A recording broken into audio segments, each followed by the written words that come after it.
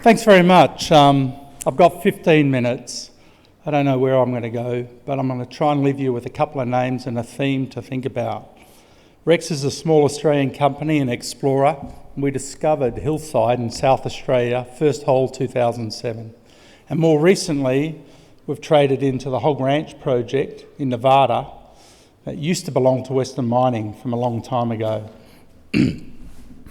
We have about 420 million shares on issue and $15 million in the bank today. And we're working two projects, both of them, right, really beyond our capacity. So what is Rex? Rex is now a 2-for-1. We have copper and we have gold. Gold emerging in Nevada and copper in South Australia, the place to be. We've got 2 million tonne of copper resource that we've drilled out in South Australia, and a mine plan and the permits now to go with it. And in Nevada, we very recently have built this in 18 months from moose pasture, 0 ounces to 2 million ounces, a super successful discovery that's just growing by the day. So I'm just going to spend a moment, not to hammer you about copper, but I've been long copper for 10 years. Right? There's a lot of battery metals and copper's talked about as one of them, but it doesn't matter what we're talking about with regard to copper, whether we're generating power, whether we're transmitting power, or whether we're utilising power. Copper is required everywhere, and the supply and demand equation for the copper story has been coming like a slow train for a long, long time. I don't think we're there yet, by the way, and I don't think today's spot price of copper reflects the true tragedy of what's unfolding globally. I'd just like to put this slide up and tell you that for 10 years, I've been focused on the $3.50 copper story. That's just turning the lights on planet Earth, because a lot of the planet isn't really provided well with electricity. Right? And that's been the story that I've been focused on. The electric vehicle snuck up on me. I wasn't really paying attention, like anyone else, I don't think. And a few months ago, Bill Gates spent a year writing this book. And I'm not here to lecture anyone on climate. That's not the point. If you read Bill's book, he makes it brutally clear just what a challenge lies ahead regardless. And there is no way to supply the world with the copper it needs to electrify itself today or in 10 years' time. And this is the car I grew up loving. I just wanted an E-Type Jag all my life, right? That just the word Jag just inspires you, doesn't it, right? Can you believe that in 2025, Jag won't even sell a petrol engine car again? Of all the car makers in the world, I cannot believe I can't buy a Jag. That's how fast this pivot's occurring. This is a hinge of history, right? Things are changing. Here's the good stuff. We discovered it in 2007. We've got a large deposit. It's about 2 kilometres by a kilometre in South Australia, just over a K from the coast, sitting on farmland that we own. We own about $30 million worth of farmland. So we're worth about $130 million today. We own $30 million worth of farmland, about $15 million in the bank. Our 2 million tonne of copper is worth less than 2 cents a pound in the ground. Right? We are leveraged to the copper story and the copper price. This is a quick, long section of this discovery, the Hillside project. And the reason I put this up is not to talk about the pit that we've permitted and designed, or the mining licence that we spent years acquiring. It's to show you some of the drill holes at depth that are open. So our deepest hole is at 700 metres. Now you heard of Olympic Dam, you heard of Carrapateena. Carrapateena starts half a kilometre underground, so does Olympic Dam. Right? It's all part of the Gawler Craton, the eastern limb. The difference is on the York Peninsula we only have about 30 metres of cover. But we're a small Australian, we're a small Australian explorer. We stopped drilling at about 700 metres depth as we moved into permitting. That horrible word, permitting and approval. that took us so many years, so many dollars to get through. Now we're shovel ready. But have a look at some of these intersections. Nearly 3% copper, 15 metres width, open at depth. Our ore body, which is skarns coming to surface, sits exactly in the South Australian IOCG model, where we've got the Hillside granite, we've got the heat source, and we've got the volcanic sediments hosting skarn-hosted copper through to surface. And we've got these sorts of grades occurring at depth. Gold, iron ore and copper grades are thickening up and getting more significant as we deepen. So if you have a look, this is just a computer dump look-through, long section of copper grades in the deposit. We're in a sea of copper. But purple is getting more prominent as we go deep. Purple's higher grade copper. If we superimpose, the economics that we talk about and have published are the stage 1 pit, the green pit up here. That's 500,000 tonne of copper over 13-year mine life. Our stage 2 pit would be another 500,000 tonne of copper and another 13 years of mine life. And in light blue, you can see our underground preliminary designs to head off on a sub-level cave underneath the pit for its third round of life. This is a large system that we're sitting on. It's probably a 40-plus year mine development on the Yorke Peninsula in South Australia. To put Rex in context and paint it another way, we've completed all of our studies, we've completed our permits, we've got our environmental approvals, we've got everything we need to go to start mining now. We will operate in the lowest half of the cash cost curve. We have a low capital intensity. If anyone is interested in talking to us about what it means to build a project in Australia today, I can only draw two comparisons for you. Rex and Rio Tinto's Winu discovery in Western Australia. We know about 0.35%. It's a great little discovery out in the middle of nowhere. But to develop it, they have to build a train set to nowhere. They have to bring in power, they have to bring in people, they have to bring in all of the infrastructure, and that's only for a mine at 0.35% copper. We have all that gifted to us by virtue of the fact that we have major highway to our doorstep, Port Adelaide 2 hours away, and townships dotted all over the Yorke Peninsula where our workforce can be drawn from and live. It's a fantastic free kick on the infrastructure and the capital intensity of the project. So the little chart to the right is really just a way of saying, well, have a look at copper projects. You've got to have a way of distilling things down.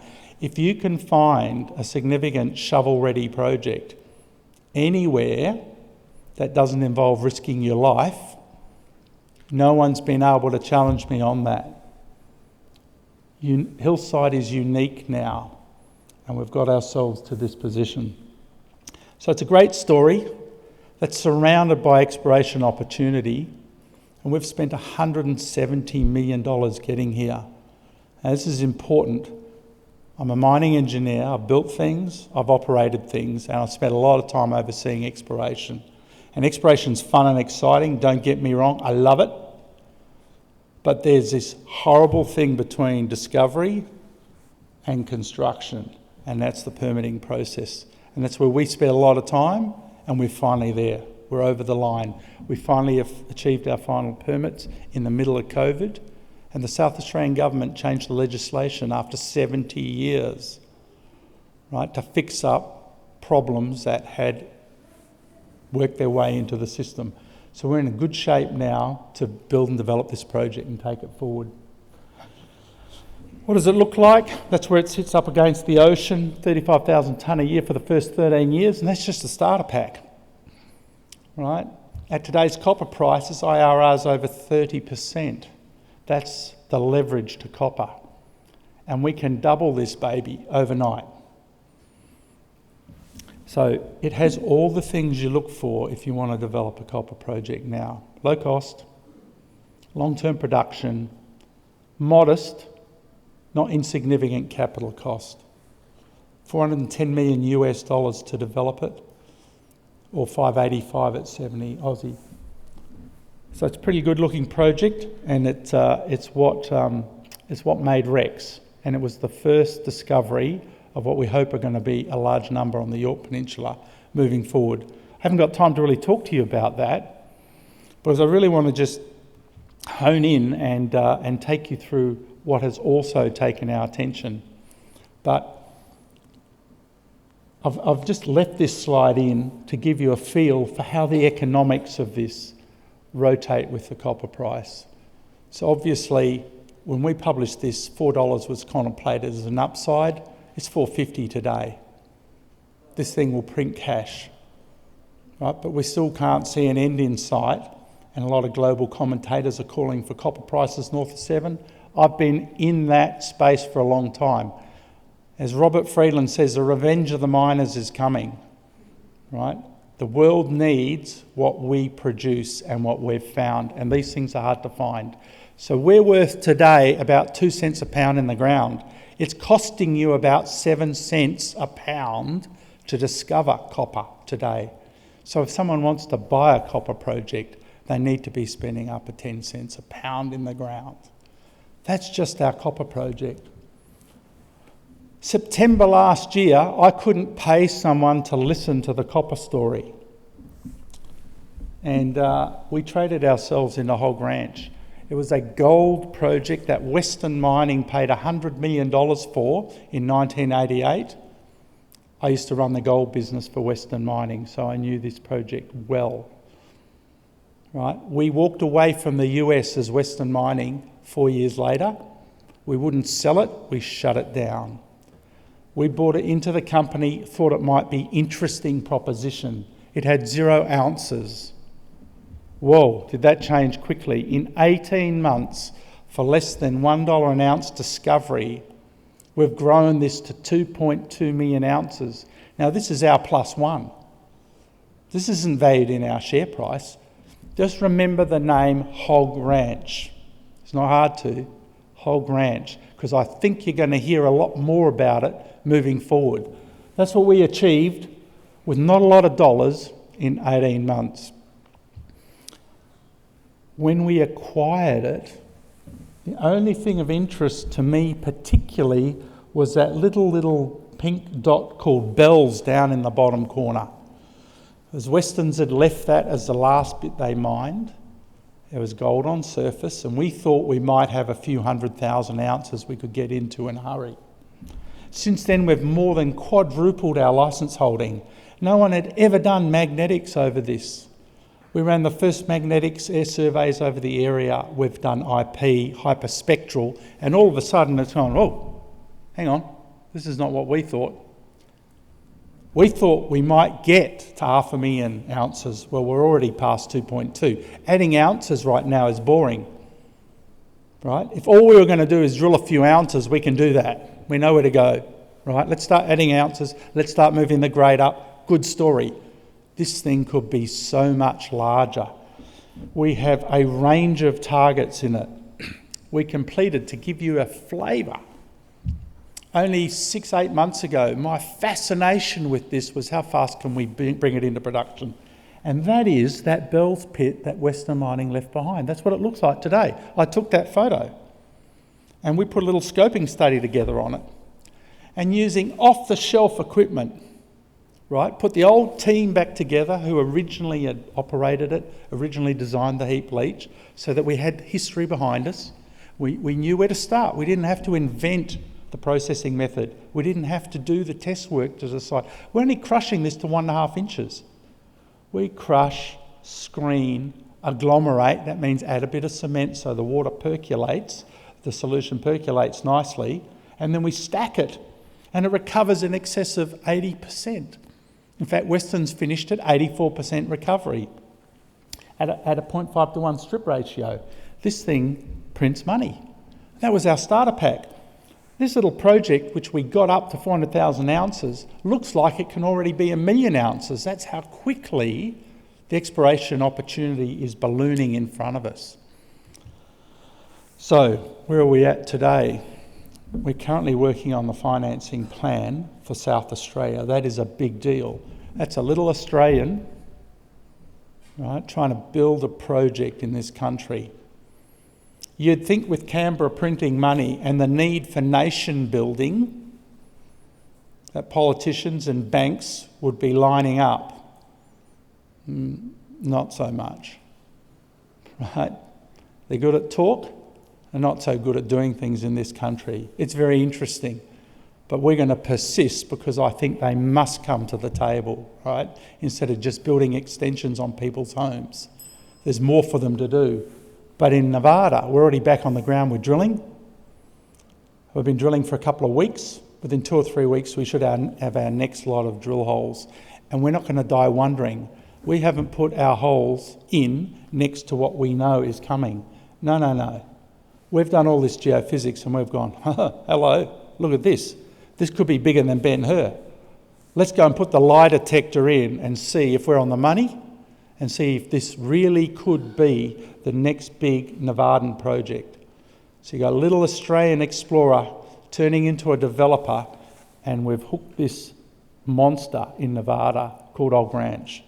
And we're going to work out what we're going to do with it over the next 6 months, but this is an exciting time for Rex. It's an exciting time for Australia and our industry. We've just got to get behind it. We've got to back ourselves in and we're going to do some things. And Rex is in the go bay to get some stuff done. So thanks very much for your time. I really appreciate it. It's great to be here. Cheers.